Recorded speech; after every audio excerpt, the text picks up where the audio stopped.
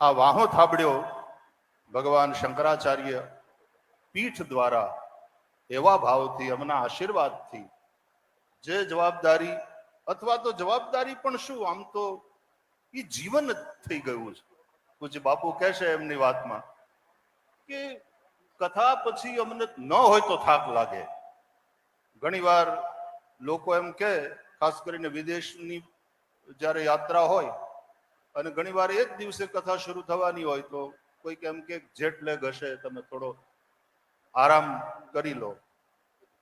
પણ અમે સામાન્ય રીતે એમ કહીએ કે એ આરામની જગ્યાએ જ જઈએ છીએ.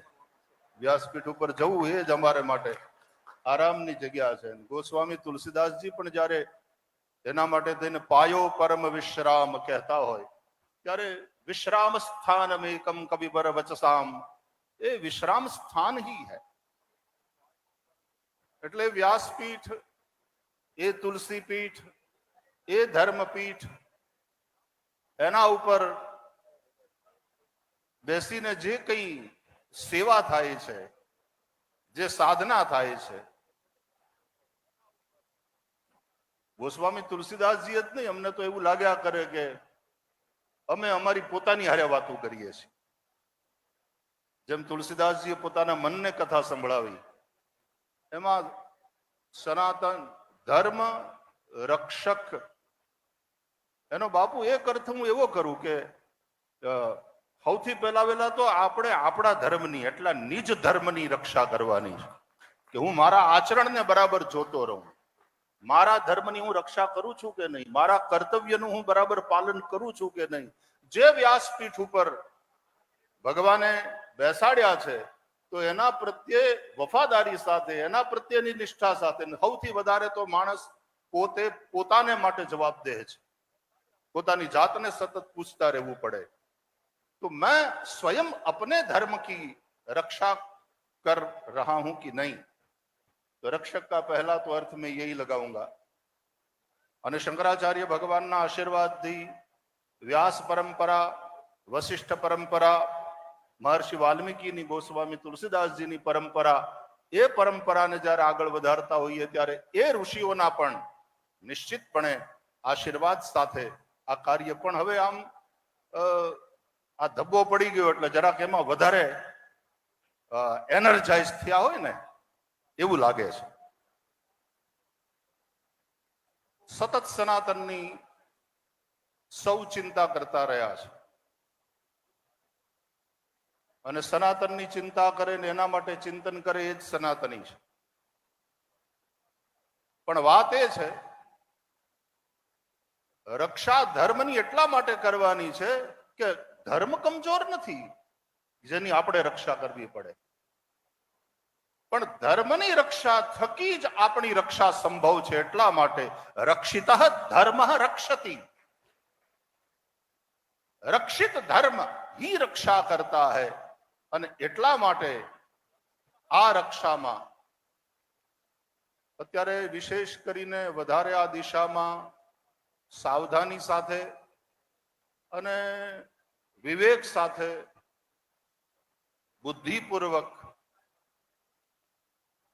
આવેશની રીતે નહીં પણ પૂરા ભાવ, શ્રદ્ધા અને સમર્પણ સાથે આની અંદર લાગવાની એટલા માટે જરૂર છે કે ક્યાંક સનાતનને આંચ આવે, ક્યાંક એને પ્રહાર થાય, ક્યાંક એને હાનિ પહોંચે. ઘણીવાર હાનિ પહોંચાડવાનો સામેવાળાનો ભાવ હોય જ, એવો આપણે આક્ષેપ ન પણ કરીએ, પણ પહોંચે છે એ હકીકત છે. ઘણીવાર બાજુમાં માણસ બેઠો હોય અને વારે ઘડી એવી રીતે ટેકો લેતો હોય, એની કોણી આપણને વાગતી હોય, એ આપણને ઠોહા મારવા માટે જ બેઠો છે એવો કદાચ આપણે અર્થ ન લઈએ, પણ ઠોહા વાગે ત્યારે કેવું તો પડે કે બાપા હરખો બેસ, જરાક સંભાળીને બેસ. આપણો જ હોય, આપણો જ ભાઈ હોય, પણ એને જરાક કેવું પડે, વાલા તમારી કદાચ આ વાલ કરવાની રીત હશે પણ થોડીક અમને નથી ગમતી. એક વાત મેં હંમેશા કહી છે, અહીંયાથી ચૈતન્ય મહારાજે પણ વાત કરી સનાતનની ગંગા, એના કેટલાય ઘાટ છે. આ સંપ્રદાયો એ આપણા આચાર્ય મહાપુરુષોએ બાંધેલા ઘાટ છે આ સનાતનની ગંગાને કાંઠે. એટલા માટે કે આપણને સગવડ રહે નાવાની, એમાં ઉતરવાની. ઘણીવાર ક્યાં કેટલું પાણી ઊંડું છે એની ખબર ન પડે. સગવડ રહે એટલા માટે એક ઘાટ નિંબાર્કાચાર્ય ભગવાને બાંધ્યો, એક ઘાટ રામાનુજાચાર્ય ભગવાને બાંધ્યો. અને એ દરેક સંપ્રદાયનું નામ આપીને આપણે કેવી સગવડ કરી રાખી આપણા આચાર્ય મહાપુરુષોએ કે અહીંયા નાવ, અહીંયા સ્નાન કરો. આપણે કાશીમાં જઈએ છીએ તો 80 ઘાટ થી લઈને 81 કરતા વધારે ઘાટ ત્યાં ખાલી વારાણસીમાં છે. પણ ઘાટોની શોભા, ઘાટોનું મહત્વ ગંગા થકી છે. गंगा के घाट होते हैं, घाटों की गंगा नहीं होती. गंगा के चलते घाट है, गंगा के चलते घाट की महिमा है. અને જે દિવસે ગંગા ઘાટને છોડી દે, દૂર થઈ જાય, પછી તમે જોજો એવા ઘાટ હાવ સૂના પડ્યા હોય, એનું સૌંદર્ય જતું રહ્યું હોય, એની સ્વચ્છતા પણ એટલી બધી નહીં. એટલે સનાતનની ગંગાને એકદમ ચીપકીને રહ્યો તો મહિમા છે, તો સૌંદર્ય છે. संप्रदाय शब्द अपने आप में बहुत सुंदर है, महत्वपूर्ण है कि આટલા સરસ મજાના રસ્તા કર્યા. ઘણીવાર યુવાનોની સાથે જ્યારે ઇન્ટરેક્શન થાય ત્યારે એ લોકો પણ પ્રશ્ન પૂછતા હોય કે ઓલામાં તો એક જ અને એકેશ્વર છે, આપણે ત્યાં આટલા બધા ભગવાનો, આટલા બધા દેવતાઓ, આટલા બધા સંપ્રદાયો, સૌ પોતપોતાની અલગ અલગ વાત કરે, આવું શું કામ? હું એમને કહું કે ભાઈ આપણે રેસ્ટોરન્ટમાં જઈએ ને આપણને મેન્યુ કાર્ડ પકડાવે હાથમાં, કેટલી બધી આઈટમ હોય. એમાં સાઉથ ઇન્ડિયન ડિશિસ હોય, એમાં પંજાબી હોય, એમાં મેક્સિકન હોય, ઘણું બધું હોય. એટલે આપણે વખાણ કરીએ કે આ રેસ્ટોરન્ટ બહુ સારું છે, આમાં કેટલી બધી વિવિધ પ્રકારની વાનગીઓ ઉપલબ્ધ છે. પણ આપણે બધું ખાતા નથી. આપણી રુચિ પ્રમાણે અને આપણા ખિસ્સાને પોસાય એ પ્રકારે આપણે ઓર્ડર આપીએ અને આપણે એન્જોય કરીએ. એમ આટલા બધા સંપ્રદાયો એ સનાતનની સમસ્યા નથી, એ સનાતનની સમૃદ્ધિ છે. નિશ્ચિતપણે આ સમૃદ્ધિ છે. પણ તકલીફ ત્યાં છે કે જ્યારે એની અંદર વેપાર ઘૂસી જાય ને હું મારું જ મોટું ને અમે જ મોટા ને અમે જ, બધા શબ્દ મારે નથી વાપરવા, પણ જે શબ્દ પ્રયોગો થાય છે ત્યાં તકલીફ. मैंने ऐसा सुना है भगवान महावीर के समय में, बाबू कदाच भगवान महावीर ની જ વાત હતી જો હું ન બોલતો હું તો, સેંકડો संप्रदायों अस्तित्वमान. कोई भगवान महावीर ने पूछू कि इसमें कौन सही कौन गलत, और भगवान महावीर ने जवाब दिया कि इसके साथ भी लगाओ तो सब सही है और ही लगाओ तो सब गलत है. कि आज અમારું સારું, અમારું શ્રેષ્ઠ, આપણે આપણા સંપ્રદાય અને સંપ્રદાયના સિદ્ધાંતોમાં આચાર્યો મહાપુરુષોએ આપણને જે કંઈ કહ્યું એની અંદર અન્ય નિષ્ઠા હોવી જોઈએ, એનો વાંધો નહીં. પણ હું જ્યારે એટલો બધો મારી જાતને ઊંચો બતાવવાની કોશિશ કરું કે ગાળ દેવાની દરેક ઠેકાણે જરૂર ન પડે, પણ ઘણીવાર એવી રીતે બોલાતું જાય કે બીજાને આમ જાણે નીચા પાડતા હોઈએ, અને ક્યારેક તો બહુ સ્પષ્ટ રીતે પણ એવું થતું હોય છે. એ ન થાય એટલા માટે થઈ હંપીને રહ્યો, એમાં હવનું હિત છે, એમાં સનાતનની ખરા અર્થમાં સેવા છે, અને સંપીને રહેવા માટેના અમુક નિયમો છે, એના માટેના અમુક નિયમો છે. એ સાથે રહી. હમણાંથી છાપામાં મેં વાંચ્યું કે ઓલા છોકરાનું કંઈક બ્રેન વોશ કર્યું. સાધુનું કામ બ્રેન વોશનું નથી, હાર્ટ વોશનું છે. એને બ્રેન વોશ ન કરાય. એને હવના હૈયા હોય ને એને ધોવાના હોય ને એને નિર્મળ કરવાના હોય. નિર્મલ મન જન સો મોહી પાવા, બ્રેન વોશ ના હોય. એટલે સાધુ સંતોનું કામ હાર્ટ વોશ કરવાનું છે, દિલને સાફ કરવાનું છે, મનને નિર્મળ કરવાનું છે. અને પછી એને નક્કી કરવા દો ને. આપણે હું કામ એને એવો બહેકાવવો જોઈએ કે ભાઈ તારે આ નીકળ. આપણી તો ઋષિ પરંપરા અને મુનિ પરંપરા. ઋષિ યાજ્ઞવલ્ક્ય છે તો સામે ભરદ્વાજ મુનિ પણ છે. એ આપણી પરંપરા અને ઋષિ પરંપરાના બધા મહાપુરુષો ગૃહસ્થાશ્રમમાં રહીને પણ એને સનાતનની બહુ મોટી સેવા કરી છે. નિશ્ચિતપણે જયારે આપ સાધુ પુરુષોની સાથે બેઠો હું ત્યારે ઘણીવાર ચર્ચા ચાલે તો ઘણીવાર બાપુ આપણને સાંભળવા મળે ને કે નવા સાધુઓ તૈયાર થતા નથી, એટલે એની મેળે થાય તો બહુ સારું. એની ખેતી કરવા આપણે નથી બેહવું. એને બરાબર અંદરથી એવો વૈરાગ્ય જામે એ કરતા કરતા પછી યદ હરેવ વિરજેત તદ હરેવ પ્રવ્રજેત. પછી એ પ્રવ્રજ્યા લઈ લે એ વાત જુદી.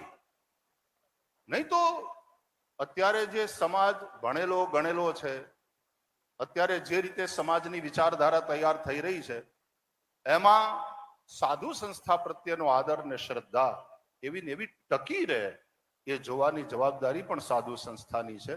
અને એટલા માટે બ્રેન વોશ નહીં, હાર્ટ વોશ વાળી વાત કરવાની. અને એવો નિર્મળ હૃદય વાળો એક વિદ્યાર્થી તૈયાર થાય પછી એને નક્કી કરવા દો કે એને ક્યાં જવું છે, કઈ રીતે જવું છે.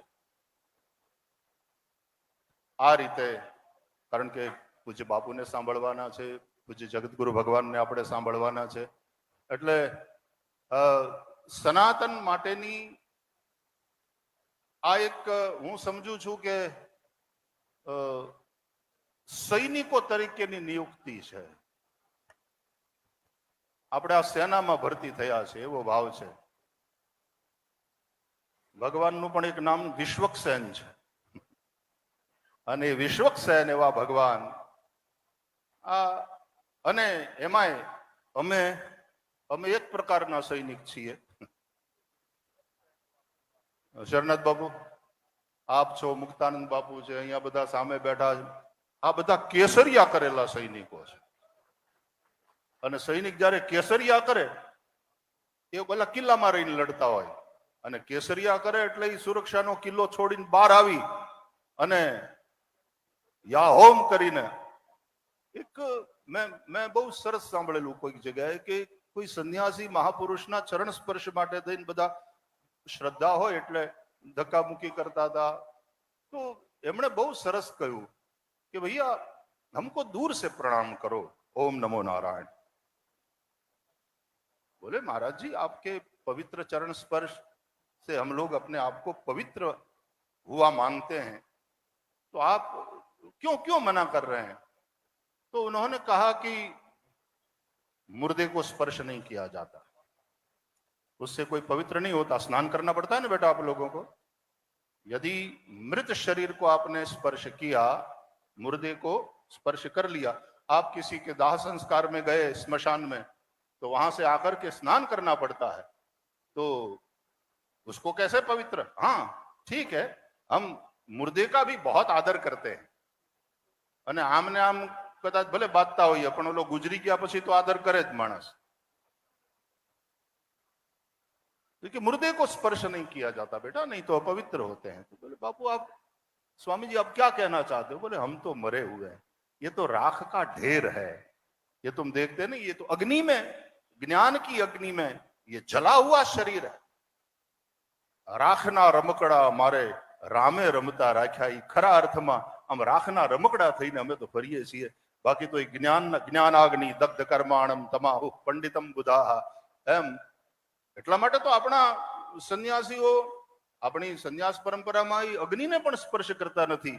પોતે રાંધીને જમતા નથી, ભિક્ષા લે, પોતે અગ્નિને સ્પર્શ ન કરે. પૂજ્ય શંકરાચાર્ય ભગવાન એ દીપ પ્રાગટ્ય કરાવરાવે આપણી પાસે. અમુક એ મર્યાદા છે સંન્યાસની. તો એ તો આ પોતે જ અગ્નિ રૂપ છે. આ વસ્ત્ર પણ અગ્નિનું જ જાણે સ્વરૂપ છે. તો બોલે हम तो અને ये मरे हुए ही हैं, वो मुर्दे को स्पर्श नहीं करते बेटा, ये उनकी जो बात थी महापुरुष की. અને ખરા અર્થમાં આ રીતે જે મરે છે ને ખરા અર્થમાં જીવે છે. એટલે કેસરિયા કરેલા આપ સૌ મહાપુરુષો છો અને એ મહાપુરુષોને પ્રણામ કરવા માટે અને આપે જે કાર્ય કરી રહ્યા છીએ એ કાર્યને આ નિયુક્તિ પત્ર દ્વારા આશીર્વાદનો ધબ્બો માર્યો છે, જેથી કરીને વધારે સારી રીતે કાર્ય કરી શકીએ એની પ્રસન્નતા છે. પૂજ્ય શંકરાચાર્ય ભગવાનને પ્રણામ, પૂજ્ય મુક્તાનંદ બાપુને, પૂજ્ય બાપુને, સૌ સંતોને પ્રણામ સાથે મારી પ્રસન્નતા પણ વ્યક્ત કરું છું. અને એકલા યુનિફોર્મ પહેરી લેવાથી સૈનિક ન થવાય. થોડા વર્ષો પહેલા બાપુ એકવાર અમે વડાપ્રધાન મૌની વડાપ્રધાન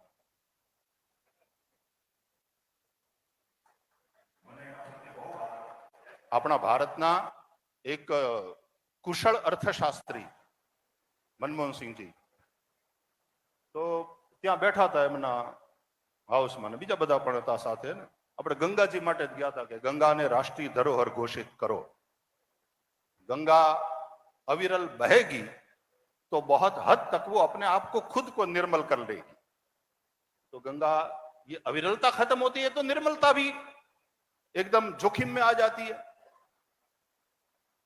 तो એ અવિરલ વહેતી થાય એવું કરો ને, એના માટે થઈને ગંગાને રાષ્ટ્રીય ધરોહર ઘોષિત કરો. એ માટે થઈને પૂજ્ય રામદેવ બાબા ને ગાયત્રી પરિવાર વાળા મહારાજશ્રી ને બધા ગયા હતા. લગભગ પોણો કલાક બેઠા હતા ત્યારે, क्योंकि मुझे बुला लिया था और मैं कथा की सेवा में नहीं था तो पहुंच गया था.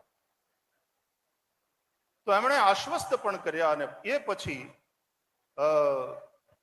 છાપામાં ઘોષણા પણ આવી તત્કાલીન વડાપ્રધાન શ્રી દ્વારા કે સરકાર ગંગાને રાષ્ટ્રીય ધરોહર ઘોષિત કરે છે. એટલે કોકે બહુ સરસ કહ્યું. એના પછી 3 મહિના વયા ગયા એ પછી કે આ તો એના જેવું થયું કે અમૃતલાલ એમ કે હું मेरे तीसरे नंबर के बेटे को राष्ट्रपति घोषित करता हूं. तो એનાથી હું હમણાં પદ્મશ્રી બહુ વેચાતા હતા ને, તો એક ભાઈને પદ્મશ્રી જોતું હતું બાપુ, પણ હવે એને જ કઈ મળે એવું હતું નહીં. એ કે મારે લાગે એવું મારે કરવું. પછી કોકે કીધું દીકરીનું નામ પદ્મશ્રી રાખી લે, એટલે પેલા દીકરીનું નામ આવશે પછી તારું નામ આવશે, એટલે તારા નામની આગળ પદ્મશ્રી લાગશે, તને સંતોષ થશે. દીકરીનું નામ પદ્મશ્રી. તો કોઈ પણ પોતાના 3જા નંબરના દીકરાને રાષ્ટ્રપતિ ઘોષિત કરે તેથી શું, એની એક પ્રક્રિયા હોય છે ને, ત્યારે રાષ્ટ્રપતિ થાય. એમ રાષ્ટ્રીય ધરોહર ઘોષિત કરવા માટેની પણ જે એક પ્રક્રિયા અને એ પછી જે કંઈ ફોલોઅપ કરવાનું છે એ મહત્વનું છે. ત્યારે ગંગાની સુરક્ષા.